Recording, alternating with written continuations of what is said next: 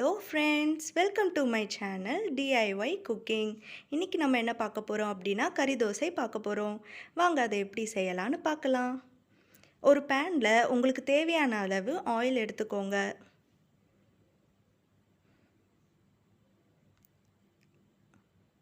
அதுக்கப்புறம் அந்த ஆயில் காயிற வரைக்கும் ஒரு பெரிய சைஸ் ஆனியன் எடுத்துக்கோங்க. அதை சின்ன சின்னதாக சாப் பண்ணிக்கோங்க.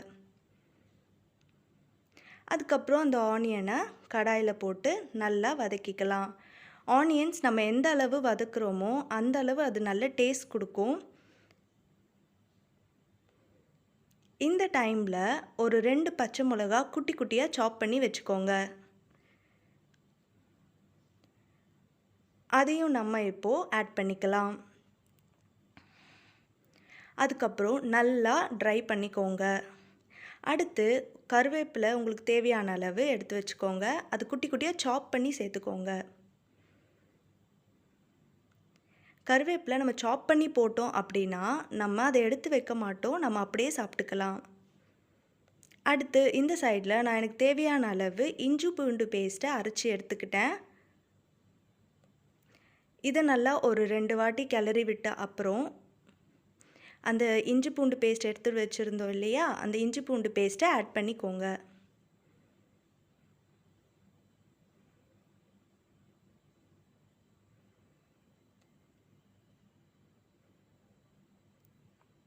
இந்த கேப்பில் ஒரு பெரிய சைஸ் தக்காளியை கட் பண்ணி வச்சுக்கோங்க ஃப்ரெண்ட்ஸ். அதையும் நம்ம இப்போது இதில் ஆட் பண்ணிக்கலாம்.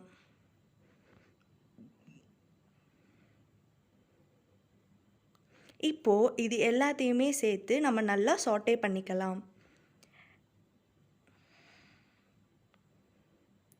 நல்லா சாட்டே பண்ணிக்கோங்க ஃப்ரெண்ட்ஸ், ஏன்னா நம்ம இதை வந்து தோசையில் சேர்க்க போகிறோம். அப்புறம் தேவையான அளவு உப்பு சேர்த்துக்கோங்க. அடுத்து சில்லி பவுடர் ஒரு ஸ்பூன் சேர்த்துக்கோங்க. அடுத்து தனியாத்தூள் ஒரு ஸ்பூன் சேர்த்துக்கோங்க. அடுத்து சீரகத்தூள் ஒரு ஸ்பூன் சேர்த்துக்கோங்க.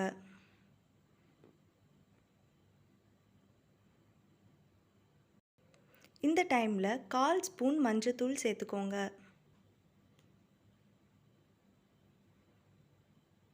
இதை நல்லா சாட்டே பண்ணிக்கோங்க.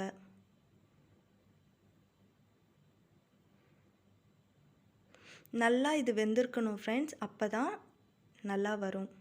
இப்போது நான் இந்த டைமில் என்ன பண்ணுறேன் அப்படின்னா, எனக்கு தேவையான அளவு சிக்கனை எடுத்து நான் அதை நல்லா அரைச்சி வச்சுக்கிட்டேன். இப்போது 1 டேபிள் ஸ்பூன் பெப்பர் ஆட் பண்ணிக்கலாம்.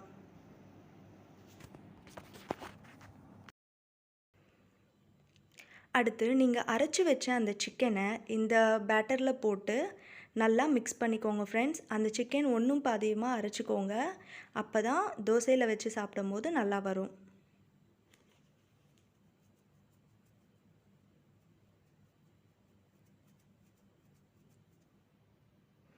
இந்த சிக்கனை நல்லா அந்த மசாலாவோடு நல்லா பரட்டிக்கோங்க ஃப்ரெண்ட்ஸ், அது நல்லா மிக்ஸ் ஆகணும்.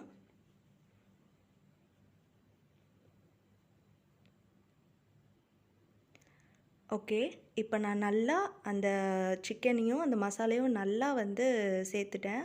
நீங்களே பார்த்துருப்பீங்க, நல்லா அது ரெண்டுமே மிக்ஸ் ஆகிடுச்சு. இந்த டைமில் நம்ம இப்போ என்ன பண்ண போகிறோம் அப்படின்னா, சிக்கன் வேகிறதுக்காக நம்ம ஒரு பெரிய கிளாஸ் அளவு நான் தண்ணி ஊற்ற போகிறேன்.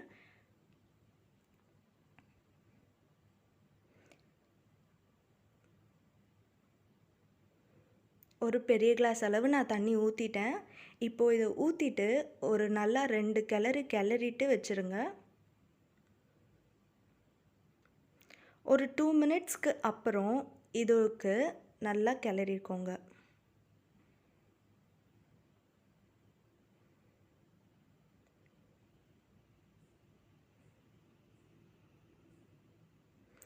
அடுத்து இதை க்ளோஸ் பண்ணி வச்சிடலாம். 20 மினிட்ஸ்க்கு அப்புறம் இதை ஓப்பன் பண்ணிக்கலாம். கரெக்டாக 20 மினிட்ஸ் வைங்க ஃப்ரெண்ட்ஸ், ஏன்னா சிக்கன் அரைச்சதுனால அவ்வளோ டைம் போதும். இப்போது எடுத்து பார்த்தோம் அப்படின்னா நல்லா வெந்திருக்கு பாருங்கள். நம்மளுக்கு இது வந்து நல்லா ட்ரை ஆகிருக்கு ஃப்ரெண்ட்ஸ், நீங்களே பார்ப்பீங்க. தண்ணி எல்லாமே வந்து வற்றிருக்கும். இந்த டைமில் நம்ம ஒரு டேபிள் ஸ்பூன் கரம் மசாலா போட போகிறோம். அப்புறம் கார்னிஷிங்க்கு கொரியாண்டர் லீவ்ஸ், கொத்தமல்லியை ஸ்ப்ரெட் பண்ணிக்கோங்க நல்லா. அடுத்து இப்போ தோசைக்கு தேவையானதை நம்ம வந்து செய்ய போகிறோம். ஒரு 2 எக் எடுத்துக்கோங்க ஃப்ரெண்ட்ஸ். 2 முட்டையை நல்லா பீட் பண்ணி எடுத்துக்கோங்க.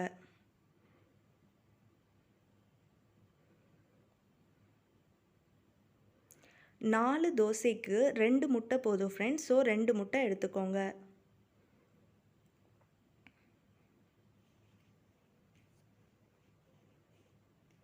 அடுத்து தோசைக்கல்லை வச்சிடலாம்.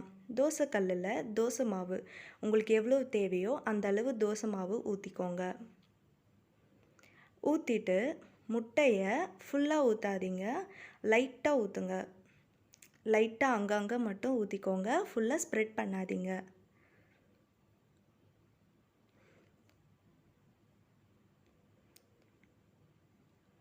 அடுத்து இந்த முட்டை ஊற்றுனதுக்கப்புறம் நம்ம செஞ்சு வச்சுருக்கிற அந்த கறி மசாலாவை போட்டுக்கலாம். அந்த கறி மசாலா போட்ட அப்புறம் அதை நல்லா ஸ்ப்ரெட் பண்ணி விட்டுக்கோங்க. ஃபுல்லாக ஸ்ப்ரெட் பண்ணி விட்டுட்டு இப்போது இது கீழே சைடு நல்லா வெந்திருக்கும். இப்போ நம்ம திருப்பி போட்டுக்கலாம். அவ்வளோதான் ஃப்ரெண்ட்ஸ், உங்களோட கறி தோசை ரெடி.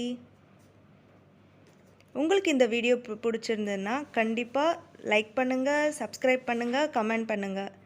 Thank you friends.